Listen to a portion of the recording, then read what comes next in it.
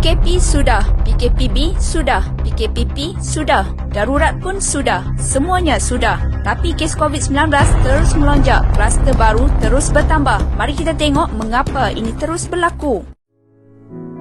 Pada awal PKP diperkenalkan pada Mac 2020, segala aktiviti harian sosial maupun ekonomi telah dihentikan. Peniaga tidak dapat berniaga, sekolah ditutup, orang awam tidak dapat menunaikan ibadah di rumah-rumah ibadat. Malahan pada musim perayaan juga disambut secara bersendirian tanpa menjenguk ibu dan ayah di kampung halaman. Kita sebagai rakyat Malaysia semua masih patuh dan bersabar. Kita menyangkakan panas hingga ke petang, rupanya hujan di tengah hari. Lengkuk yang mula mendatar kembali melonjak setelah Menteri Kanan Keselamatan Datuk Seri Ismail Sabri mengumumkan mereka yang pulang dari kempen pilihan raya negeri Sabah tidak perlu dikuarantin 14 hari. Keputusan ini mendapat kritikan kerana kes sedang meningkat di sana dengan 36 kes baharu dilaporkan tertinggi dalam negara. Ini diburukkan lagi dengan arahan untuk menutup pusat kuarantin di Maep. Sebaliknya, hanya menyuruh mereka yang berisiko kuarantin 14 hari di rumah sendiri. Bermula dengan itu, kes terus meningkat sehingga PKP kedua diumumkan pada 11 Januari 2020 dan perisytiharan darurat bagi mengambil alih kemudahan swasta bagi membendung wabak ini. Namun kes terus melonjak sehingga mencapai angka 5,700 kes pada 29 Januari 2021. Dengan penurunan angka kejangkitan baharu, SOP PKP mula dilonggarkan, restoran dibenarkan menerima pelanggan dan sekolah mula dibuka.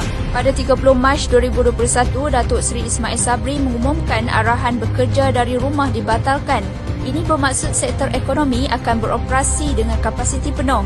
Ketika itu, kes masih tinggi iaitu 1,133 kes baharu di seluruh negara. Arahan itu menyebabkan kes mula melonjak semula sehingga mencapai 3,788 kes baharu pada 30 April dan belum ada tanda-tanda penurunan sehingga kini. Perlu diingatkan, semasa darurat diumumkan bilangan kes positif sebanyak 141,533 dengan 559 kematian. Selepas beberapa bulan, pada 1 Mei 2021, jangkitan terus meningkat kepada 411,594 kes dengan 1,521 kematian. Apa maknanya PKP dan darurat sekiranya hasilnya sedemikian? Rakyat Malaysia begitu kecewa dengan urus takbir kerajaan yang dilihat tidak serius. Lebih menyakitkan hati apabila wujud amalan double standard antara orang kenamaan dan rakyat bawahan. Saban hari rakyat disajikan dengan pelanggaran SOP oleh para menteri dan kayangan dengan tindakan dan siasatan berbulan-bulan, tidak seperti rakyat bawahan. Kompaunnya serta-merta. Sebagai contoh, kompaun RM50,000 yang dikenakan kepada peniaga burger, peniaga colek dan peruncit begitu mendapat perhatian orang awam.